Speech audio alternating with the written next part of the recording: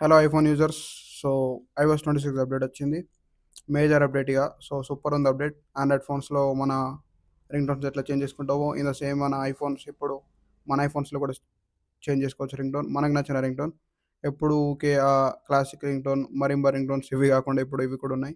And ఇంకొకటి, iPhone 11 నుండి 16 present 16 నడుస్తుంది కాబట్టి 16 వరకు ఈ అప్డేట్ ఉంది.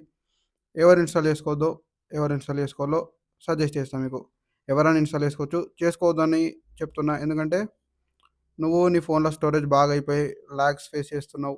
గేమర్వి నువ్వు, గేమింగ్ ఆడేటప్పుడు కొంచెం అట్లా రన్ అవుతుంది ఫోన్ అని నీకు అనిపిస్తే చేసుకోకు.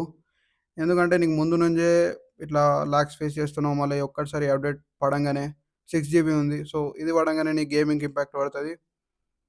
నీకు లేదు, నేను వాడాలనుకుంటున్నా, దీన్ని నేను ఎక్స్పీరియన్స్ చేయాలనుకుంటున్నా, ఈ యూజర్ ఇంటర్ఫేస్ని ఎక్స్పీరియన్స్ చేద్దాం అనుకుంటున్నా అంటే ఆ గేమ్ పెట్టేసి ఇది అప్డేట్ చేసుకో ఇక. లేదా నాకు గేమే పానం, గేమ్ లేకుంటే నాతోటి కాదంటే గేమింగ్ ఆడుకో ఇక. ఈ ఫోన్లో 26 చేసుకోకు, 18.7 అని ఉన్నది, దాన్ని ఇన్స్టాల్ చేసుకొని ఊకో. ఇంకొకటి, అందరు చేసుకోవచ్చు, ఎవరైనా చేసుకోవచ్చు. జస్ట్ కెమెరాకే వాడతానా అని చేసుకోవచ్చు.